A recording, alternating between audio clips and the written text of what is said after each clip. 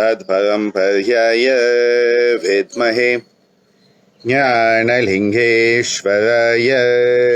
धीमहि तन्नो गुरुः प्रचोदयात्।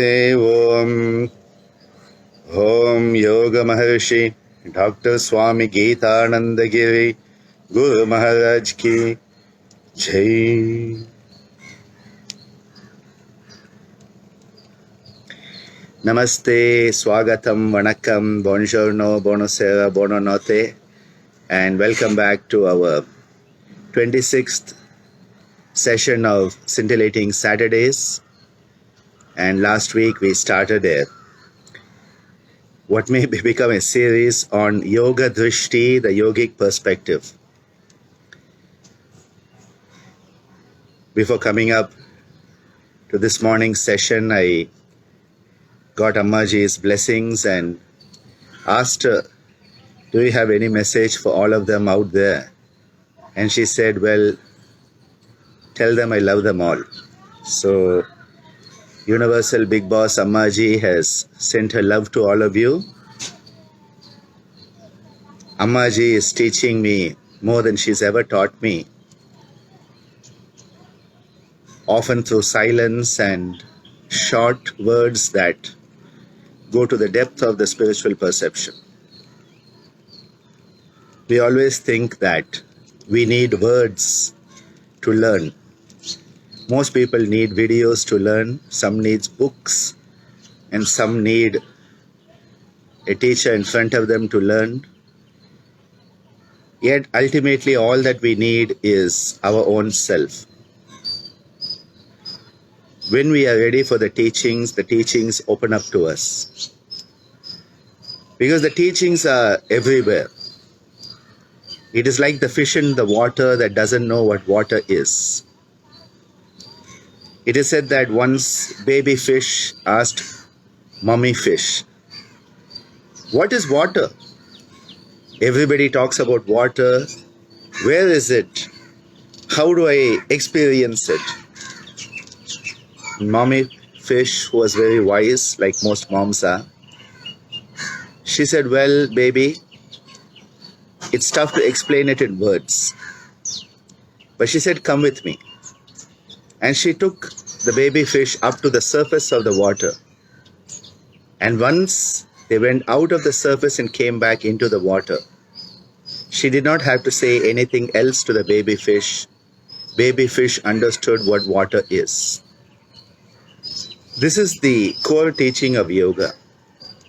You have the experience, and then you transcend the experience to understand the experience.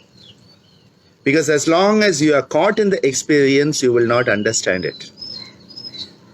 It is only when you transcend it, when mommy fish took baby fish above the surface of the water, and then when they came back into the water, baby fish could understand what water is. Similarly, we have the three gunas, tamasika, rajasika, sattvika. It is only when you go into the nirguna that you truly understand what these gunas are. Till then, it is all mere knowledge. Someone was asking me, how can we describe meditation when we have not experienced it? A very valid point. But initially we have a bit of bookish knowledge. We regurgitate that which our teachers have told us. And then as we follow the practices, the key here is follow the practices, go through the practices, and then there's a moment you transcend the practice.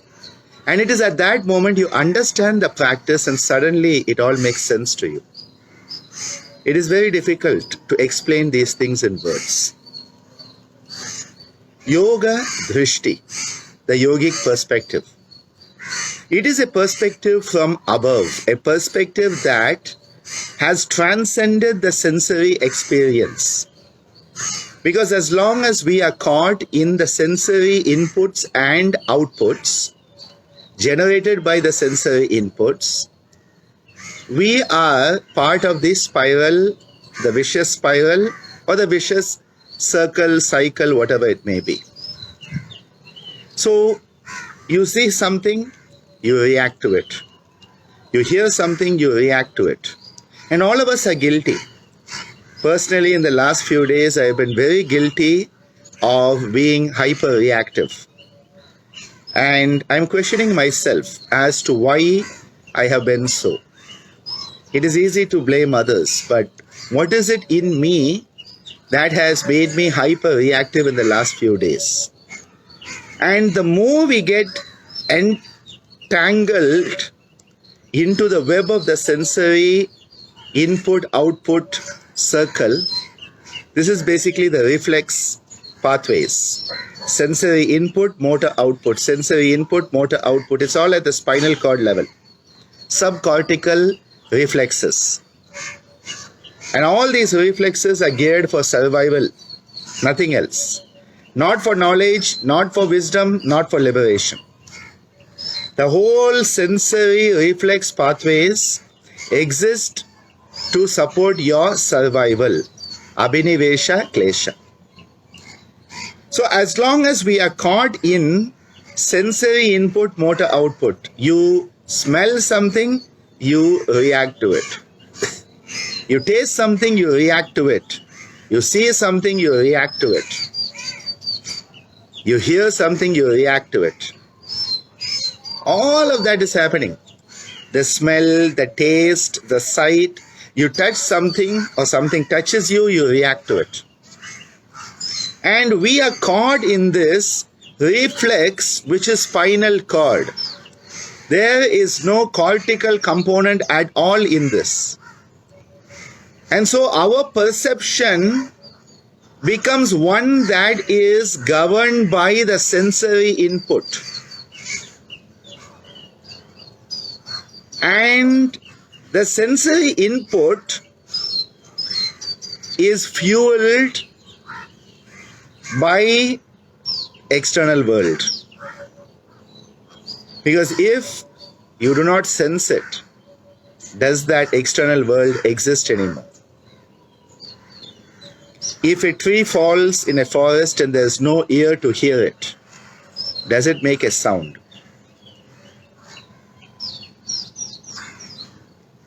The past week, for many parts of the world, especially North America, have been an eye-opener for many of us who refuse to see that which was happening right in front of us. The immense reactivity that is going on. And that is further worsened by the sensory inputs that social media and traditional media give us. And everything is like, punch him, kick him, shoot him, throw it down, break the glass. It's all caught in a subcortical reactivity, and we all are being dragged into it. We are all being dragged into it like a boat into a whirlpool, a house into a tornado, stars into black holes. We are being dragged into it. And why are we being dragged? Because all our perception is based on sensation. This is why yoga says if you want to have an objective perspective, which is yogic, you have to transcend the sensory reactivity, which is at the lower part of the spine. The lower 5 centers, Mooladhara, Swadhisthana, Manipura, Anahata and Vishuddha, are empowering the sensory responses, reactions. It is only when you come to the Ajna and above that responsiveness is coming in. Viveka. Discernment. Discernment can only dawn in the Ajna. This discernment cannot be there in the sense of smell, taste or touch or whatever. The senses have no discernment. I'm going to repeat that. These senses have no discernment. They are just cameras. Whatever you point the camera at, it captures it. Whatever you point the microphone at, it captures it. It is just a piece of equipment. It has no discerning power on its own. Sensory apparatus has no discernment of its own.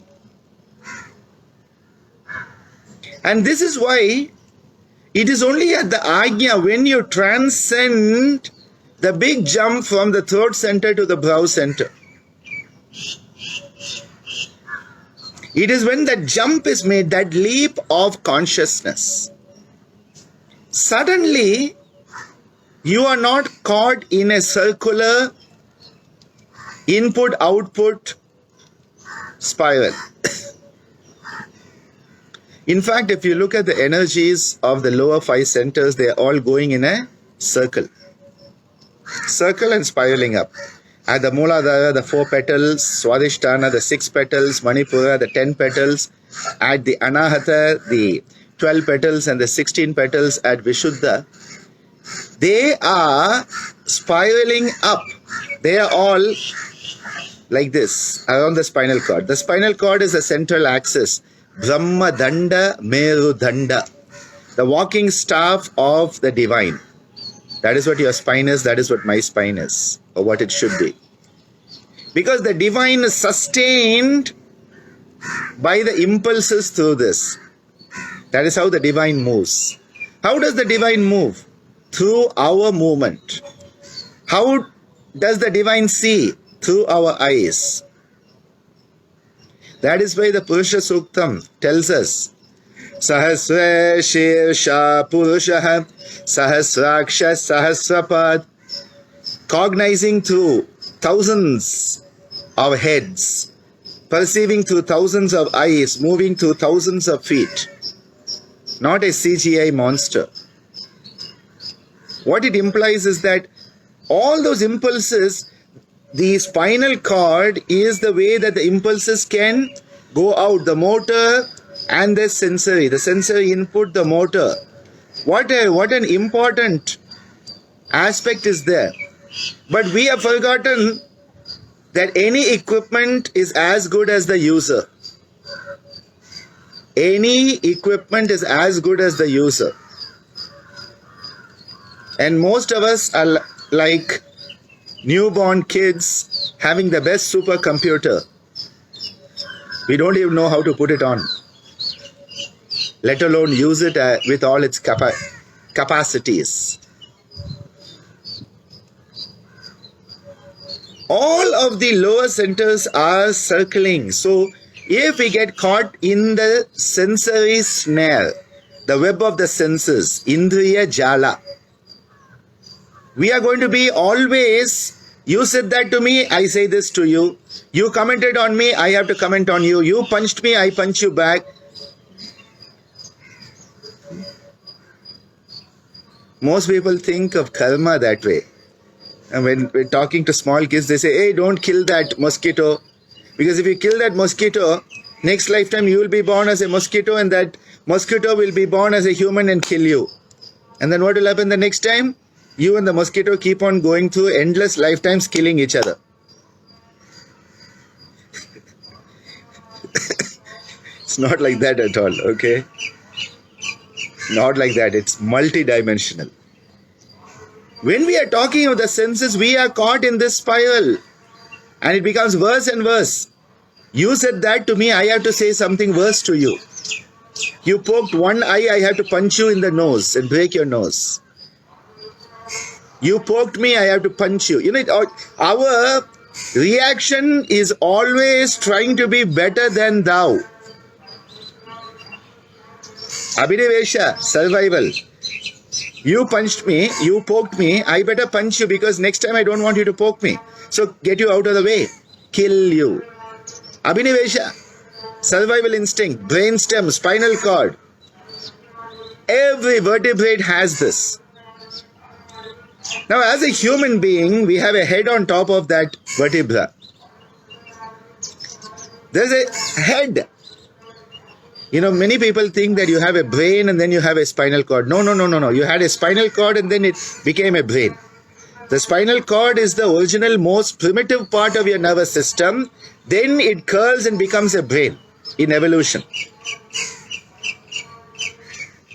If you are still stuck in spinal cord reactivity, you are subhuman. Full stop. It is only when the higher aspects of you, for which the hardware is the nervous system. The brain, the nervous system is the hardware. The software is the mind.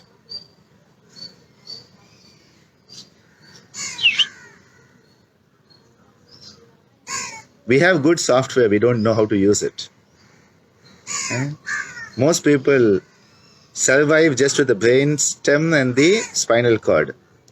Few cells popping open once in a while. Yoga says get all those cells popping. Maximize your potential. Actualize your potential. Self-actualization of Abraham Maslow. Of course, yoga says go beyond it, self-realization. Self-actualization of Abraham Maslow, self-realization of the rishis. When you make a conscious effort, this is not going to happen just like that. You have to make a conscious effort.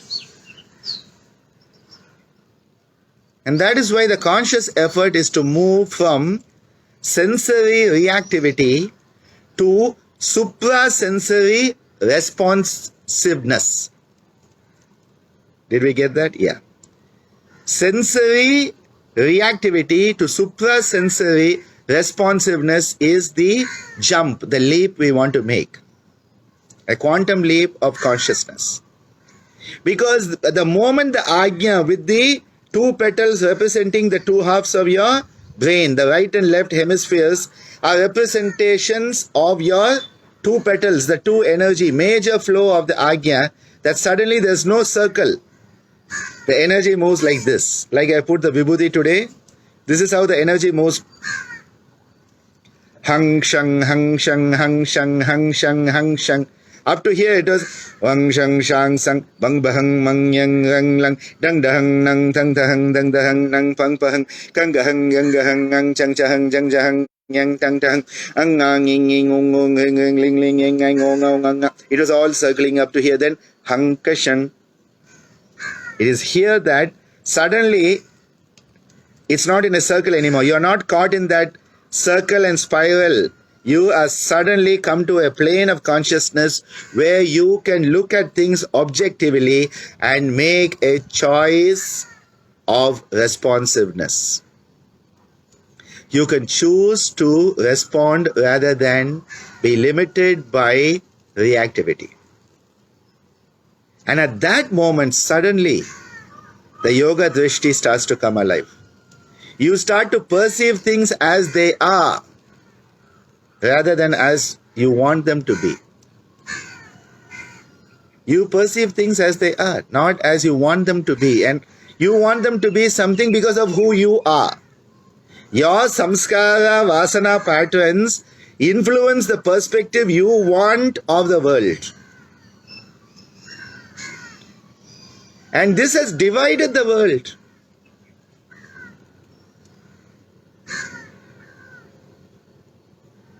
This has divided the world into you or me.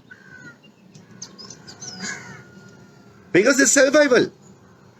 If you are going to survive, I am at a threat. And immediately the stress reaction.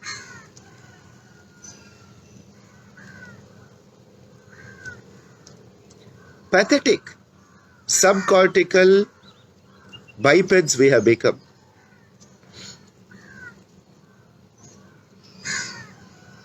Everything in yoga is geared towards enhancing a higher perspective. Maharishi Patanjali makes it very clear. Yoga is not to reduce your blood sugar. Yoga is not to help you, be in heaven. Yoga is not to help you have a yoga. But yoga is not to do all that nonsense that people do yoga for. He says, Yoganga Anushtanat. by living the angas, the limbs of yoga. Yoganga anushtanat. By living the limbs of yoga, ashuddhi kshaye, all the impurities are destroyed. All the false prejudices are removed. All that is blocking the light is removed. Ashuddhi kshaye jnana deepti. The higher illumination of wisdom starts to glow bright. And the sun is helping me by giving special effects of being bright today. Jnana deepti. And viveka khyati. The highest discerning intellect is developed. Discernment. Viveka. Remove all that is not to be. Have the light come on and see things as they are. Perceive things in view of reality. That is what the whole of the Ashtanga of Maharishi Patanjali is for. Everything else is the popcorn and chips. It's not the main movie at all.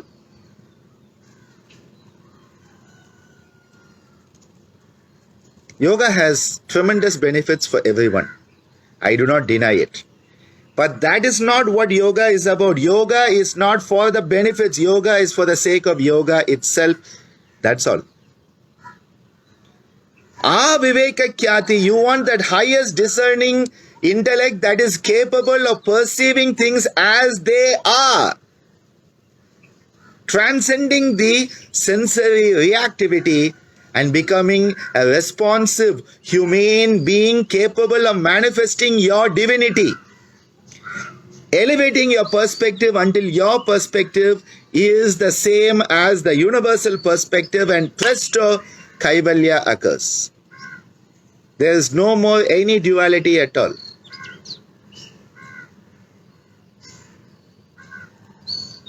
That is the yoga drishti. Now what happens is this yoga drishti gets clouded. You remember Patanjali says, Ashuddhi kshaye ashuddhi. Ashuddhi kshaye. They are shuddha. Shuddhi means pure. Shuddha. Shuddh in Hindi. When you go and you want honey or anything, you say you want that shuddh. Shuddh madhu. Pure honey. You shuddh samskara, pure samskara. You want purity. People often mistake it to be cleanliness. It's purity. There's a big difference between cleanliness and purity. Saucha, that is often translated as cleanliness, is in fact purity. Shuddha is purity. Ashuddha is that which is preventing the purity from manifesting. It is like you have the beautiful light, and in between, now there's this light falling on me, in between I put this scarf. Now the light is not falling on me and you cannot see me anymore. Fine? This is Ashuddhi. When I remove the Ashuddhi, the Shuddha can manifest. The removal of that which is not pure, that which is obstructing the purity from manifesting. Ashuddha is that which is blocking. It is blocking the purity from manifesting. This is blocking the purity from manifesting. You unblock. You remove the block. You remove the impurity so that the purity can shine through. Because as long as the blocks are there, you are not going to perceive things as they are. Your perspective will be distorted. Distorted perspective is an Ashuddhi Drishti. Ayogic Drishti.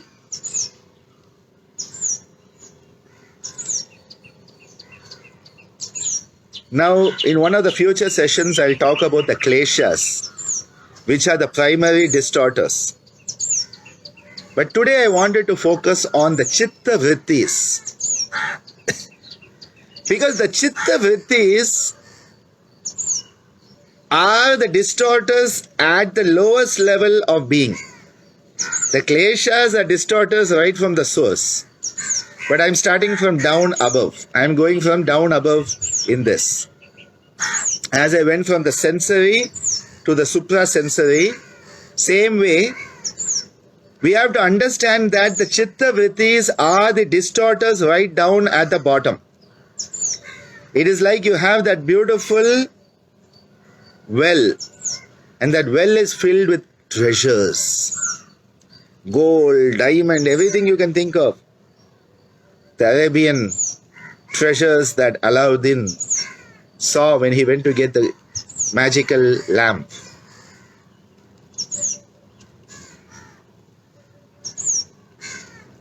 Those treasures are lying within that well.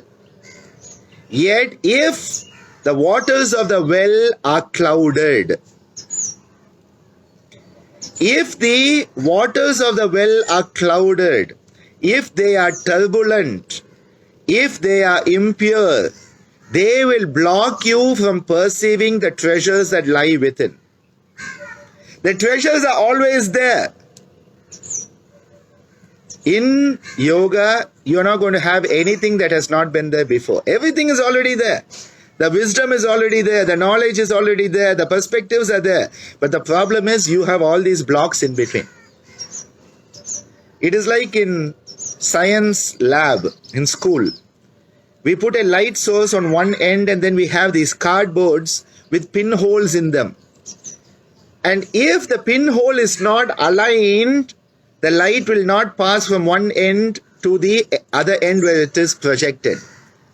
You have to align all of the pinholes of all the cardboards in order for the light to pass through.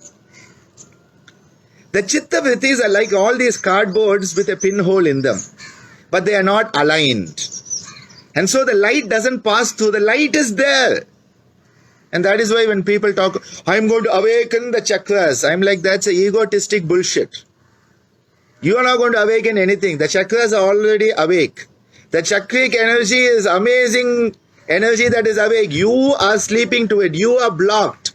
You are unblocking yourself to those wonderful universal energies. You are not awakening anything else. Layer after layer after layer after layer is blocking that light. And to perceive, you need light. So what is happening is the chitta vrittis are creating turbulence in the perception tool, the tool of perception, which is the chitta. You have a tool of perception. It's like I have a nice camera, and then what happens is I have fungal mold on it, on the lens. And suddenly all sort of shapes start to come in my pictures. I remember when I used to use a manual camera and it had fungal mold on the lens. I had all these funny shapes coming up in all my images. I'm like, what's happening? Am I tapping into a new dimension? No. My tool of perception, the lens, was clouded by a fungal affliction. Same thing with the chitta vrittis. The chitta which is trying to perceive things is not being given a chance to perceive properly because of all the activities that are going on, the fluctuations that are going on, the modulations that are going on, and as Swamiji said, the whirlpools that are going on. And you are being pulled down to the depth, you don't even know what's happening. These vrittis are said to be fivefold. Vrittayaha, Panchatayaha, Klishta, Aklishta. There are fivefold vrittis. Vrittayaha, Panchatayaha, fivefold, and they can be Klishta, Aklishta, painful or non-painful. Why does he use the term painful and non-painful? Because this is what drives our whole survival instinct. All living beings are scared of pain. More than searching for pleasure, we are searching for a non-painful situation. Because if pain is not there, we think it is pleasurable. So klishta, which is painful, aklishta, because there's no pain, we think, it is pleasurable. There's no real pleasure at all. But the absence of pain is perceived as pleasure here. The absence of light is perceived as darkness, similarly. He says these 5, pramana, cognitive process. Now the one thing that really keeps us busy is the cognitive process, pramana. And we are constantly trying to perceive this, that, see this, understand that, look at this, look at that. I want to know what is the reality. I want to know what is happening. Did this side do it or did that side do it? Who is to be blamed for the White House fiasco? Okay. Always you want to, pramana wants to keep on, you think you are gaining right knowledge. But in the process, you are forgetting who you are. You forget what is the real perspective. You are caught up with all the dolls. You are playing doll. You are caught up with the puppets. Politicians are very good at this. They always give a nice red herring.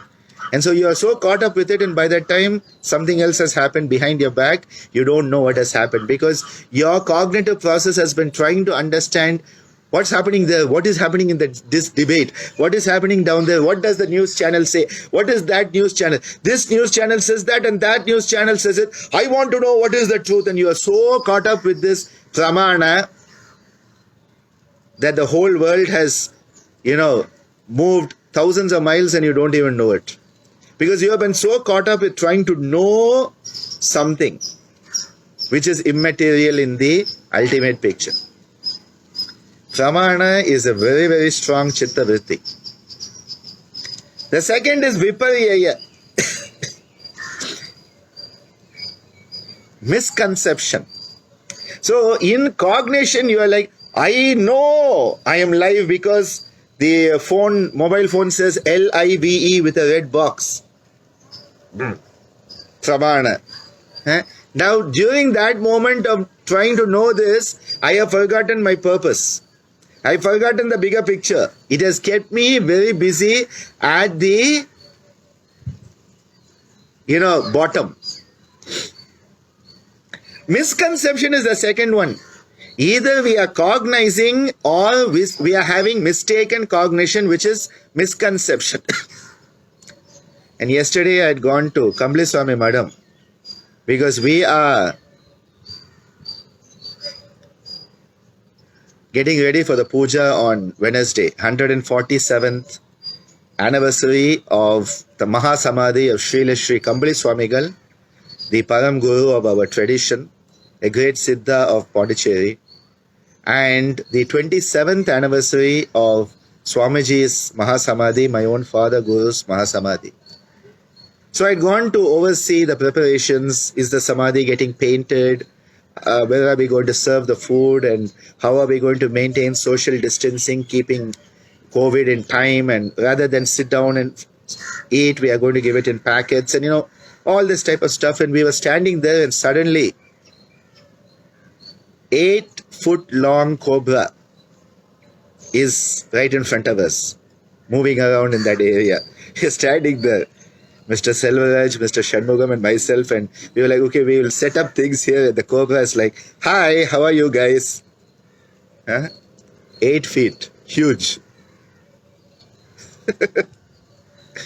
Nice experience. Snakes are venerated with respect in this part of the world because we understand that the energy, all the energies are represented as serpentine nature. Be it the Ida, Pingala, Sushumna, all of these. And the Kundalini itself is represented as an energy of a snake. And that is why the snake is worshipped in this part of the world.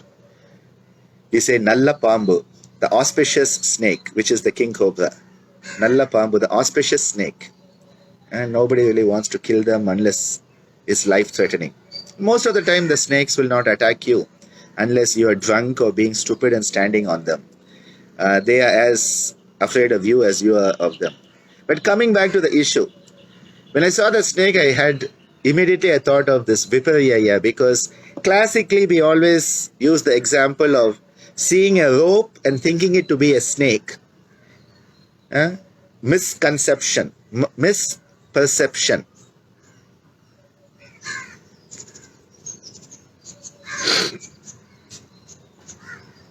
Seeing a snake and thinking it to be a rope is Viparyaya. Now, you see a rope, think it to be a snake, and you move away, it is non-painful. Aklishta. But imagine you saw a snake, like I saw one yesterday, and you think it is a rope and try to pick it up. It definitely becomes painful experience of klishta. So mistaking a rope to be a snake is aklishta. Mistaking a snake to be a rope can be klishta. So both come together. So we are all the time either caught in trying to perceive something and know the truth of it.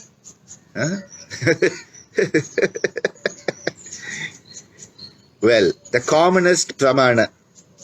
We have a beautiful sky today.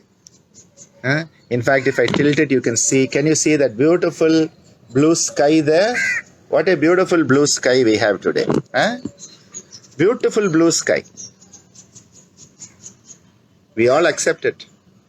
But you know the truth? The reality is that the sky is everything but blue. The absence of blue in the sky makes us perceive the sky to be blue.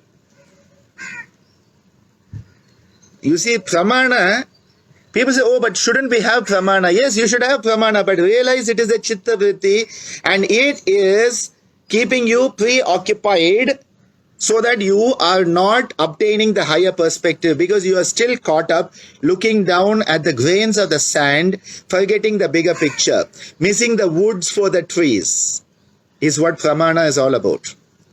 And in modern science, we are stuck with this intensive pramana,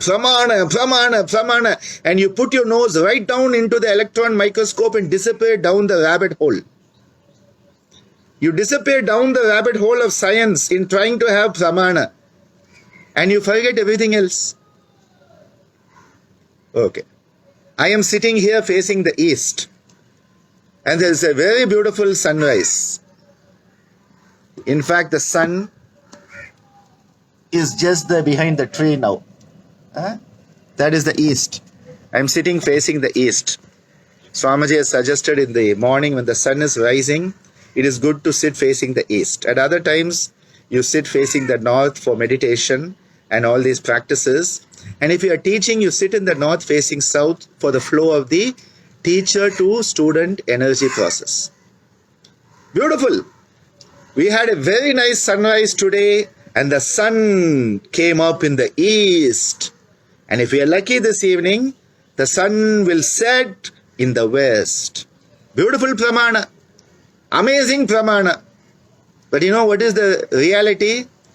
The sun neither has risen nor will it set.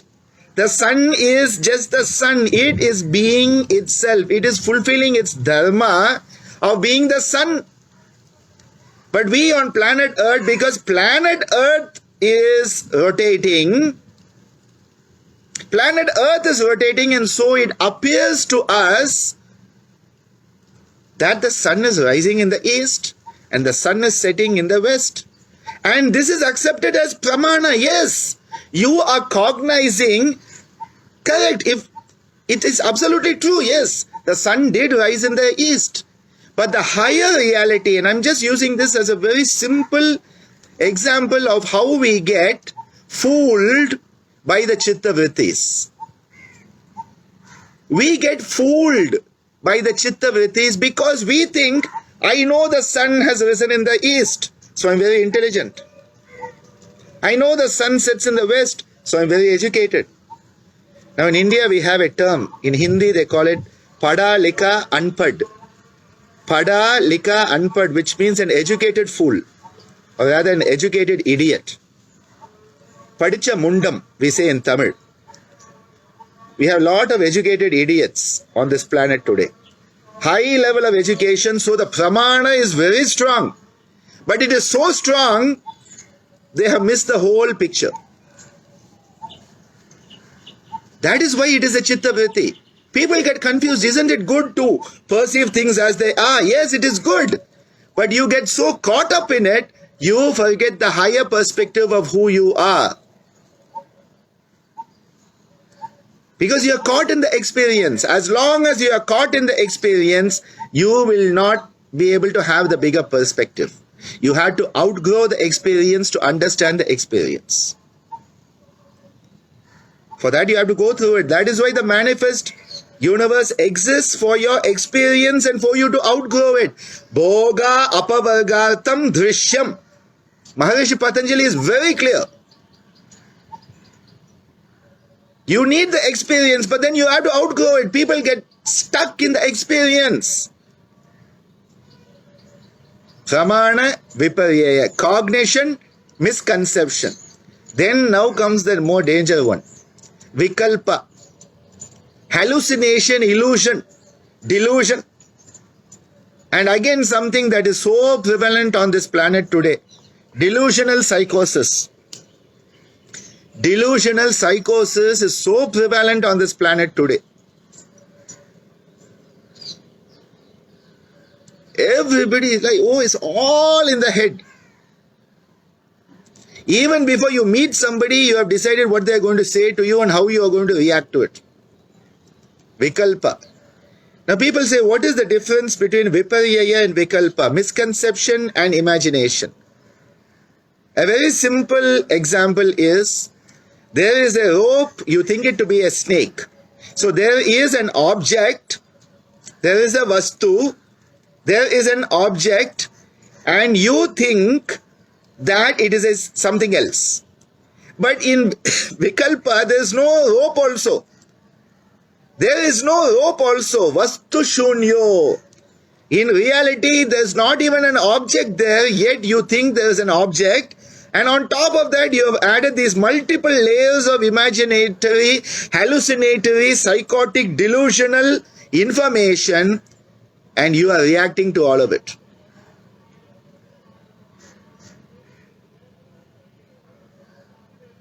Whenever I watch most of the modern movies, I think of Vikalpa, because so much of non-reality is there.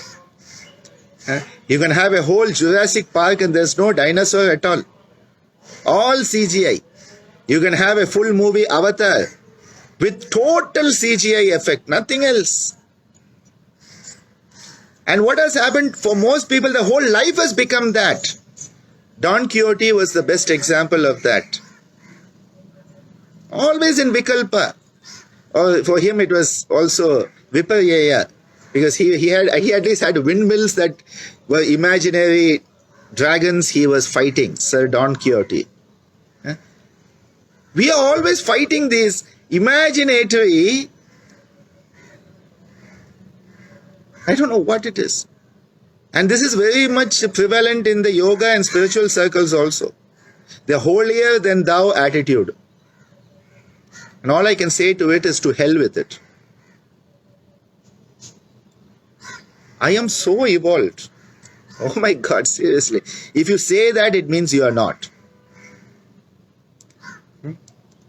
Instant enlightenment guaranteed. Take my course. Run the opposite direction. Come to me, I will save you. Please run away as fast as possible and make sure you still have your purse with you. The hallucinatory, psychotic, delusional state of being in so many people in this spiritual and yoga circle is unbelievable. Maharishi Patanjali has a name for that. Dhranti Darshana. Illusion that you have made it. And I tell you, it is pathetic, because once you think you have made it, you're not going to make any more effort. And that is where the subconscious, unconscious wins over consciousness. By making you think you're already there. You're already at the end of the journey. Why make the journey anymore? I'm already enlightened. Why should I do anything anymore? Self-effort is paramount to self-growth. There's no substitute for self-effort. So, we had pramana, viparyaya, vikalpa. Then comes nidra. Nidra literally translates as sleep. But I am an advocate of sleep. I say sleep is good for you. But of course, in the state of sleep, most of us are not perceiving things and we are not looking at something higher. And most of the time people are going through dream state sleep. The only time sleep is actually very, very useful in this context is Shushupti, the non-REM, non-rapid eye movement sleep. Because it is at that point that you actually have an unconscious experience of Kaivalya. Because in Shushupti, there is no you, and it is the moment where you actually experience what it is to be the universe. The problem is, it is in unconsciousness. Yoga says, let's try to make that unconscious experience a mindful conscious experience of the universalness. Tadeko Vashishta Shiva Kevaloham. In that Shushupti, it comes. Adi Shankara tells us. Again and again this comes. I like to say it is in Shushupti where you recharge your batteries to the universal source. That is why sleep is important, and especially the deep stage of sleep, non-REM sleep, is so essential for us to recharge our batteries by connecting to the universal source. But Nidra is not just sleep. It means having a perspective, a perception, which is as if it is asleep. It is like your sensory tool has no battery. You have a camera that has run out of battery. You have a mobile phone that has run out of battery. You have a computer that has been unplugged from the energy source. That is actually what Nidra is like when it comes to a Chitta Vritti. And we have to be very careful because we translate, oh, Nidra is sleep, so sleep is a Chitta Vritti. Yes and no. It is not just the fact that you sleep, which is called a Chitta Vritti.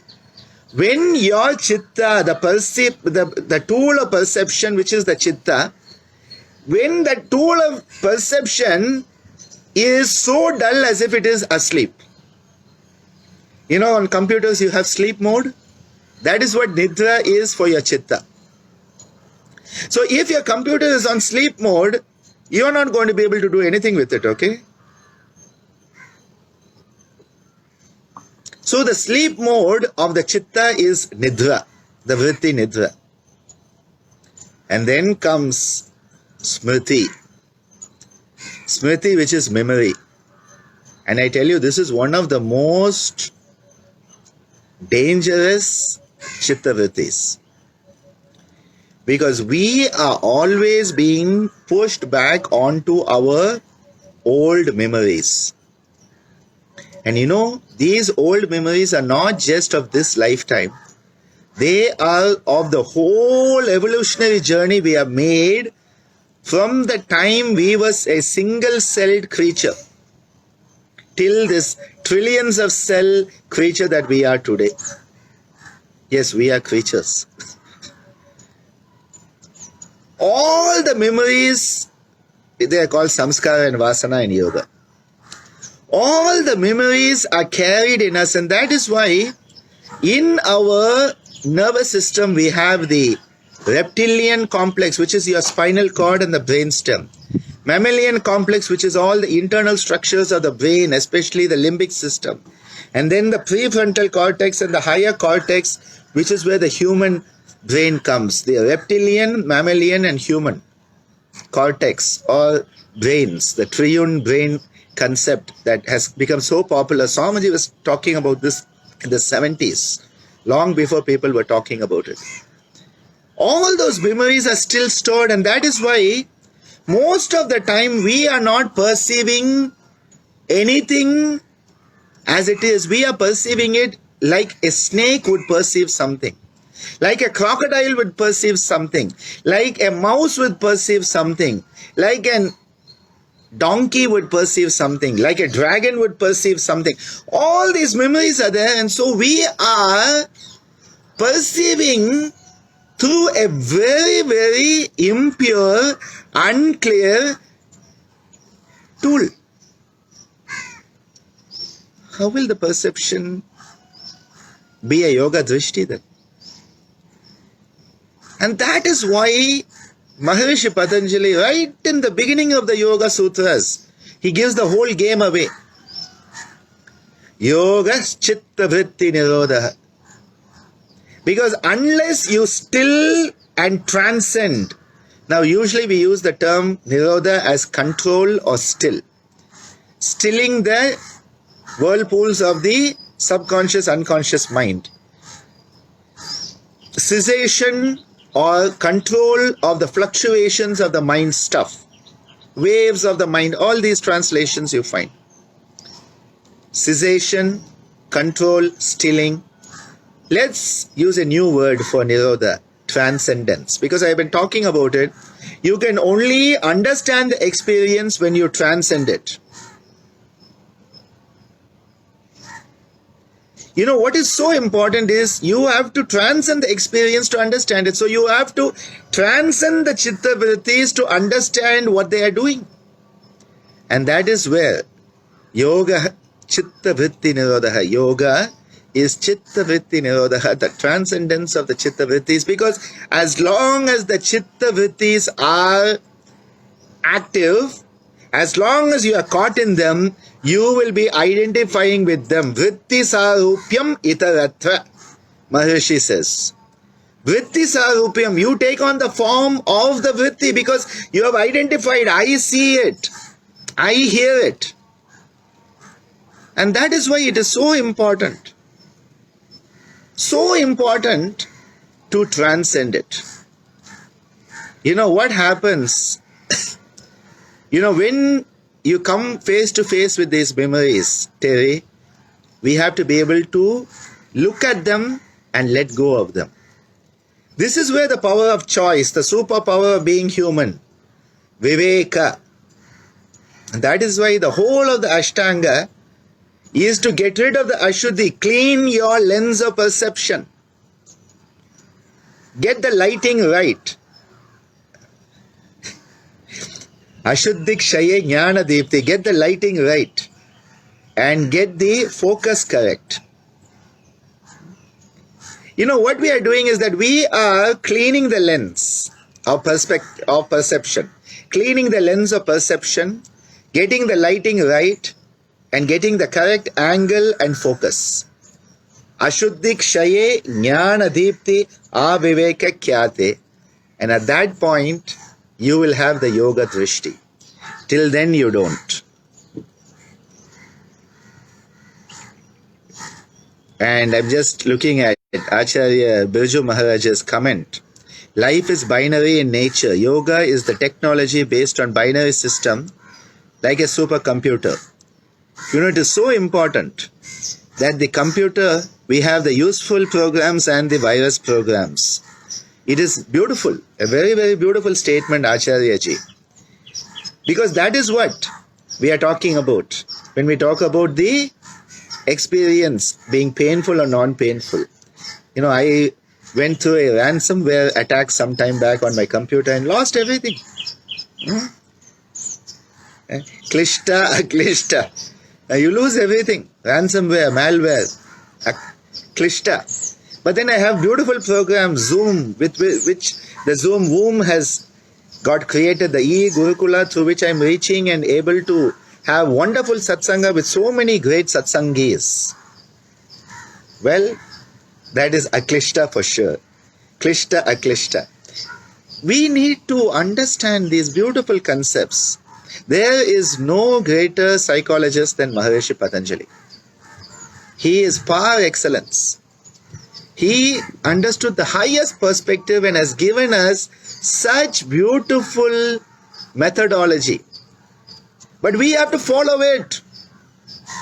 We have to live that methodology. Then it opens up. If you want to know what an ice cream is, you have to taste it. You have to experience it. And then you transcend the experience to understand what it was all about.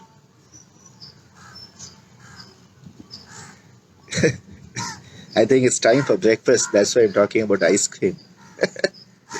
Anyway, this yoga drishti perspective will continue. I actually wanted to work on Brahma Mudra today, but I think I'll do it next week.